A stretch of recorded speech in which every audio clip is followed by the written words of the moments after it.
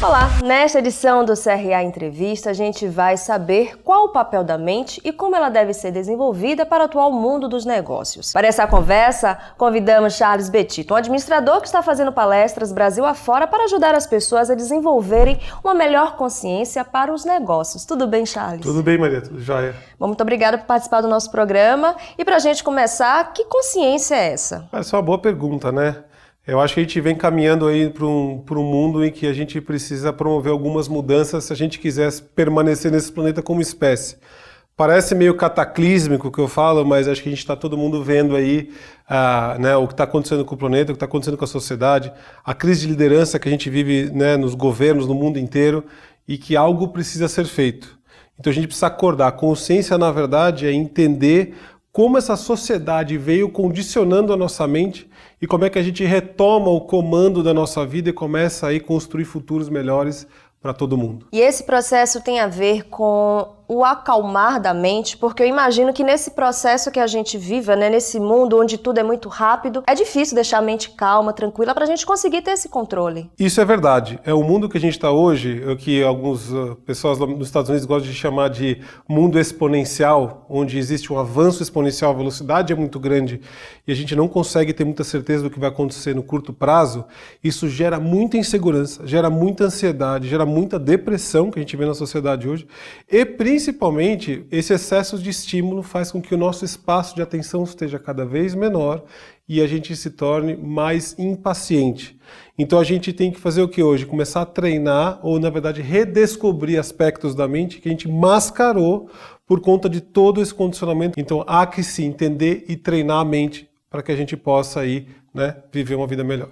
Já que você falou em depressão, eu tenho alguns dados aqui que são bastante preocupantes. De acordo com a Previdência Social, em 2017, a depressão gerou 43,3 mil auxílios-doença, enquanto a ansiedade foi responsável por quase 29 mil afastamentos. Como as organizações podem ajudar a desenvolver entre seus funcionários, seus colaboradores, um ambiente corporativo saudável para que essas doenças não sejam tão pontuais como estão sendo hoje? Eu passo de alguns princípios. O primeiro, a gente precisa começar a olhar como é que a mente funciona para que a gente possa usá-la melhor. E o que quer dizer isso? Bom, quer dizer que as metas que a gente assume para a equipe, a forma com que a gente lida com fornecedores, clientes, etc., o estilo de comunicação todo tem que ser baseado em algo que a gente sabe que, né, vai ser mais útil e mais saudável para a nossa mente. Segundo ponto, a gente tem que treinar essa mente, né? Então existem técnicas e práticas já validadas e comprovadas pela ciência, que a gente chama de mindfulness, mas tem uma gama de outras várias coisas que dá para fazer, mas a gente chama de mindfulness, e que é muito importante que as empresas comecem a se atentar que esse tipo de prática, esse tipo de treino pode ajudar as pessoas, sim, a melhorar de vida, ter menos estresse e todo o resto, diminuir a ansiedade e depressão. Só que isso tem que ser aplicado por gente que entende, né, do dia a dia dessas pessoas. Tem que colar, né, com o dia a dia das empresas e não simplesmente ficar falando fatos e números e coisas que não fazem sentido para as pessoas. E esse é o grande questão de hoje em dia. Poderia citar alguma dessas práticas do Mindfulness para a gente ter uma noção do que se trata? O Mindfulness foi um grupo de práticas, artes contemplativas, que veio da tradição, principalmente budista, mas de tantas outras tradições antigas, né? E que foi tirado o peso religioso e a ciência passou a estudar. Então existe o Mindfulness formal, né? Que é uma prática em que você faz um determinado momento do dia e você treina de fato a sua atenção focada. A segunda é como é que você pode levar outras práticas para o dia a dia e que trazem essa ideia da presença e da consciência. Então o que a gente usa muito em ambiente de trabalho são as conversas conscientes. Então existe toda uma prática, uma técnica que ajuda as pessoas a manter uma conversa sem que elas sejam, a atenção delas seja distraída por outros estímulos e sem que ela julgue tanto o que outra pessoa está dizendo. Porque hoje em dia as pessoas elas estão muito mais preocupadas em ouvir para responder e não para entender. Mindset tem sido um termo muito citado, muito falado. Por quê? Ele é a fórmula do sucesso hoje em dia? O mindset a gente pode entender como se fosse a programação da máquina do nosso cérebro, né? Como se o cérebro fosse o computador e o mindset é o programa. E muitas vezes, o que é esse programa? Ele é condicionado, né, pela sociedade, pela família, pela educação e pela nossa experiência de vida. A gente vai montando esse software. Só que a gente consegue, de fato, reprogramar a mente e a gente consegue criar programas, vamos dizer assim, mindsets, que podem nos ser mais úteis. Né? Então, o que eu digo, por exemplo, em empresas que... vamos pegar uma profissão, por exemplo, advogado. Eles têm a profissão, ela treina para um determinado mindset. Porque tem a outra parte, então tem o mindset do adversário. Só que isso é muito bom para a profissão, claro, porque ele tem que executar daquela maneira. Só que muitas vezes o que as pessoas fazem, elas não têm a percepção de que elas levam esse mesmo mindset para situações onde você não precisa dele. Então o treino, na verdade, desse mindset que você mencionou, do que é o fórmula para o futuro, etc., é a gente conseguir redescobrir a habilidade da mente de se adaptar. Então, ou seja, eu consegui perceber qual é o mindset que eu estou no momento, qual é a programação que está rodando aqui que me faz perceber essa realidade e eu consigo utilizar aquela que é melhor para mim naquele momento. Então, essa habilidade de adaptação mental. Uma pessoa sozinha, ela consegue desenvolver essa habilidade que você acabou de mencionar, dela se encontrar nesse ponto, saber o que é que ela precisa mudar e traçar uma reta para isso, um caminho para isso? Olha, acho que pessoas sozinhas, elas precisam de estudo, né? Acho que o ser humano hoje em dia não consegue fazer nada sozinho, né? Então, assim, o que a pessoa precisa? Ela precisa buscar. Eu digo que o caminho para isso, ele é parte do mindfulness da neurociência. A neurociência para entender como funciona a máquina e o mindfulness, muitas vezes, para começar a reprogramar esse software, principalmente, que eu digo, lá na base dele. Existem diversas outras formas, programação neurolinguística, hipnose, uma série de outras técnicas, mas o mindfulness ele lida com a base, onde você vai, de fato, fazer amizade consigo mesmo, começar a entender quem você é de verdade e aí manifestar o seu melhor para fora. Bom, o Charles, como eu falei, ele é administrador e chegou um momento na vida que desacelerou, é isso? Queria que você contasse um pouquinho sobre a sua experiência, você foi estudar mente fora, fala um pouquinho pra gente como é que começou essa sua busca por esse controle, por esse entendimento da mente. Então, olha, essa também é uma jornada interessante, né? Eu me formei como administrador pela Fundação Getúlio Vargas aqui em São Paulo, faz tempo, né? Foi em 99 eu me formei, então faz um tempinho. Mas desde sempre eu fui uma pessoa muito, assim, interessada em coisas diferentes, curiosa com tradições antigas e tal. E eu estudo, então comecei, na verdade, a estudar essa parte do mindfulness, da meditação, há mais de 15 anos.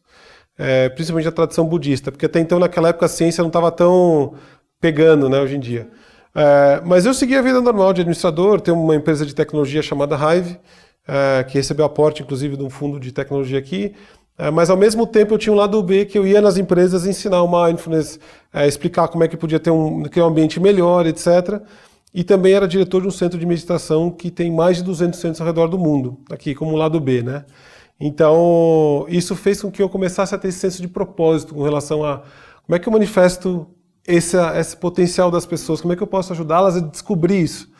E daí, no fim de 2016, eu resolvi sair, né, da Hive, na parte executiva, eu continuo sócio, mas seguir um caminho mais focado naquele que é o meu propósito, né, que é que está aqui, né?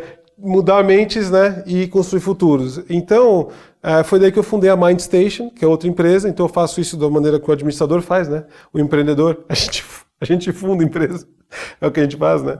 E faz o negócio ir para frente. E esse negócio está focado em treinar, dar cursos e palestras, tanto presencial quanto online, usando tecnologia, para ajudar as pessoas a treinar as mentes delas e começar a protagonizar esse futuro.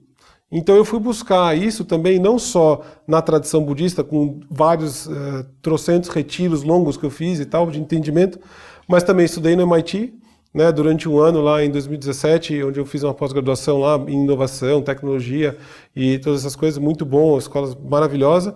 Fui para o Singularity, que é a universidade lá do Ray Kurzweil, na NASA, lá no Vale do Silício, também falar um pouco de futuro, para onde que o mundo vai, etc. E além disso tudo, eu comecei a me conectar com grupos que têm esse propósito, né, de querer transformar de fato a sociedade em algo melhor, né, de querer olhar para o ser humano como algo que tem um potencial enorme e que está sendo mal utilizado. Como é que você tem percebido, né? Hoje em dia, as pessoas estão procurando mais por essa busca, pelo autocontrole da mente. Você acha que está havendo um interesse maior sobre essa temática? Eu acho que sim. Eu estou vendo as pessoas mais preocupadas com essa história do estresse, ansiedade e tudo isso. E esse sendo, assim, vamos dizer assim, a sementinha dela começar a olhar para outras coisas além do que ela está acostumada. Só que no momento seguinte, ela tem que ganhar uma motivação maior. Porque só ansiedade, depressão e estresse, uma vez que você tem que ir no médico muitas vezes, né? E a medicina é bem importante para isso, mas uma vez que você toma um remédio, uma vez que você curou, a pessoa volta aos hábitos antigos. Porque, não estou mais sofrendo, tudo bem. Só que a gente tem um senso de propósito hoje muito maior.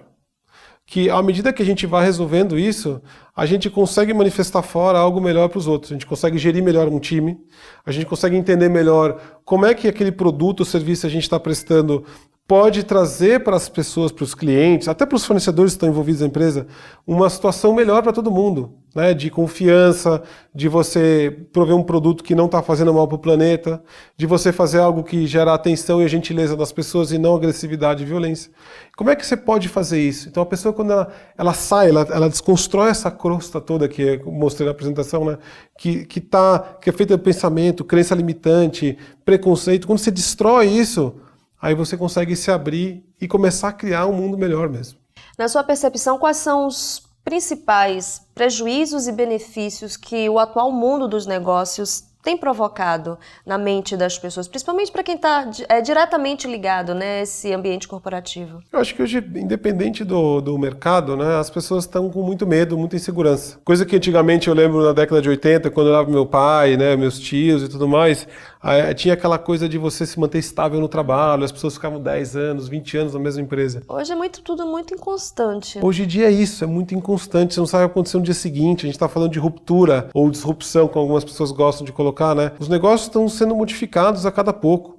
As tecnologias já estão surgindo e estão devastando um monte de coisa, criando mundos novos, só que a velocidade disso é muito grande.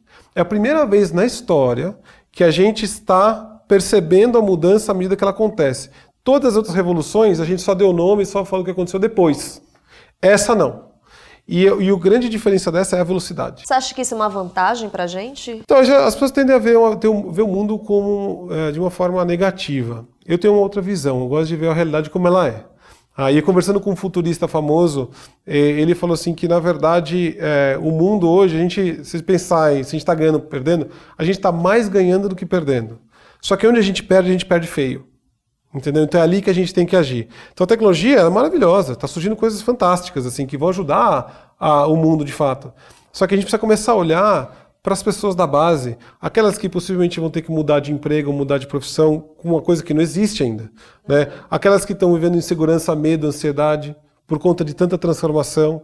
Então a gente hoje está passando a gente está falando de consciência, de uma consciência em que a gente está preocupado mais com nós mesmos e dane-se o resto, para algo, peraí, preciso preocupar com mais para fazer com que esse mundo continue a perdurar e existir e a gente vá para um lugar melhor. E acabam se tornando reféns também da própria tecnologia. As redes sociais, por exemplo, são grandes causadoras de várias doenças mentais, né? Depressão, ansiedade, enfim. FOMO, né? Tem aquela Fear of Missing Out, que é uma doença nova.